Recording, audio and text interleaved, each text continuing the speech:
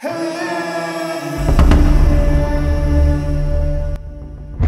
jadinya jika uang yang kita gunakan setiap hari ternyata bukan alat tukar, tapi alat perbudakan massal? Uang yang selama ini kita kejar, kita simpan, dan kita anggap sebagai simbol kesejahteraan, ternyata adalah jerat tak terlihat yang menjerumuskan miliaran manusia ke dalam lingkaran utang abadi. Hari ini, kita akan membongkar salah satu kebohongan paling besar dalam sejarah peradaban modern. Sistem ekonomi dunia. Apa itu uang? Siapa yang menciptakannya? Kenapa justru kita yang harus berutang, sementara mereka yang mencetak uang justru semakin kaya dan berkuasa?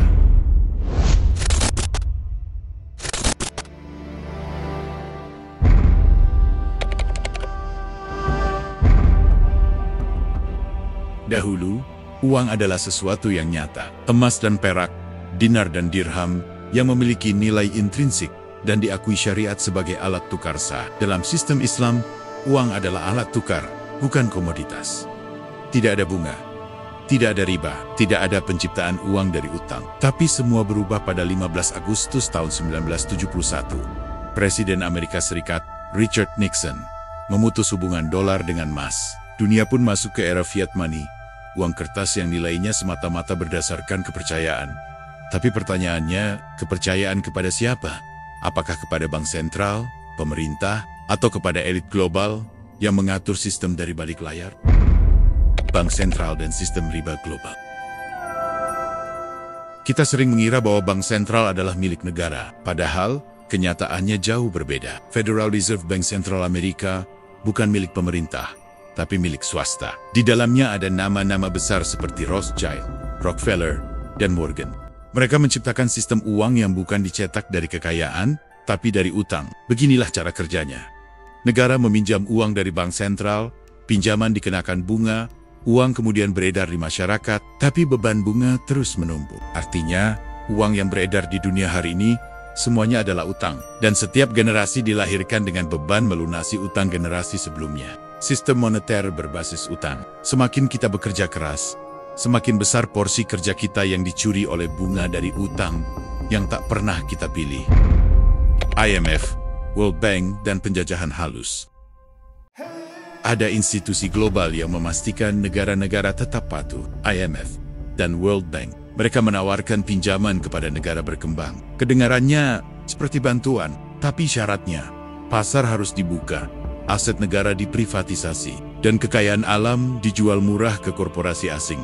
Hasilnya, BUMN dilego, kebijakan fiskal dikendalikan asing. Rakyat dibebani utang yang mereka tak pernah pilih. Contohnya Indonesia saat krisis ke-1998, IMF masuk. Utang melonjak, aset negara dijual, reformasi dibayar dengan kedaulatan. Mereka menyebutnya bantuan, padahal ini adalah penjajahan gaya baru.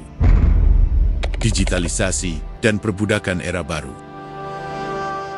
Kini kita masuk ke babak baru perbudakan ekonomi digital. Uang semakin tak terlihat. Kita percaya penuh pada sistem perbankan dan platform global. Tapi di balik kemudahan itu, ada kontrol yang semakin absolut. Akun bisa dibekukan hanya dengan klik. Dana bisa diblokir jika dianggap tak sesuai narasi. Transaksi bisa ditolak dengan alasan sepihak. Di Cina, sistem social credit score sudah nyata. Jika poin buruk, akses transportasi, perbankan, bahkan layanan publik bisa ditutup. Inilah masa depan. Perbudakan yang dibungkus kenyamanan. Kontrol total yang dibungkus efisiensi. Islam dan sistem uang tanpa riba. Di saat dunia terjebak ilusi angka, Islam telah menawarkan solusi. Uang dalam Islam bukan diciptakan dari utang. Tidak ada bunga. Tidak ada manipulasi nilai. Bahkan, Umar bin Khattab pernah menolak ide mencetak uang dari kulit unta karena khawatir inflasi merusak keseimbangan. Begitu seriusnya Islam menjaga nilai keadilan. Tapi dunia modern justru menghina dinar dan merayakan utang, menyembah angka, dan menolak nilai. Solusi praktis untuk umat. Lalu, apa yang bisa kita lakukan? Pahami sistem. Umat Islam wajib melek literasi ekonomi syariah. Gunakan aset nyata, simpan emas, perak, tanah, barang real. Dukung ekosistem syariah. Pilih bank syariah murni, koperasi tanpa bunga. Bangun sistem alternatif. Barter, komunitas mandiri, dinar dirham lokal. Tuntut keadilan fiskal, audit bank sentral, transparansi utang, lindungi aset negara. Sahabat semua, dunia saat ini bukan dikendalikan oleh tentara, tapi oleh angka. Kita tidak diajari memahami uang, kita dilatih menjadi budaknya. Sudah saatnya sadar, sudah saatnya bangkit. Mulai dari diri sendiri, keluarga, dan komunitas. Klik tombol subscribe dan nyalakan lonceng. Di episode selanjutnya, kita akan membongkar sebab banyak negara bangkrut, rencana gila sistem global. Toy Story bukan sekadar cerita, tapi intelijen akhir zaman. Karena musuh kita tidak datang membawa senjata, tapi membawa skema, hutang, dan janji-janji palsu.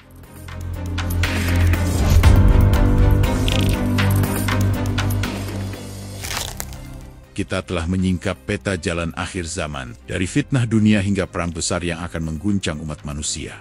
Kita melihat bagaimana segelintir elit menguasai dunia, bagaimana narasi dikendalikan, bagaimana umat dipecah, ekonomi dipalsukan, dan riba dijadikan jerat abadi, dari konspirasi mesin tanpa nurani, hingga kebangkitan Dajjal digital. Semua hanyalah bagian dari satu rancangan besar. Inilah cetak biru dunia menuju akhir zaman. Dan pertanyaannya, siapkah kita menghadapi kenyataan itu?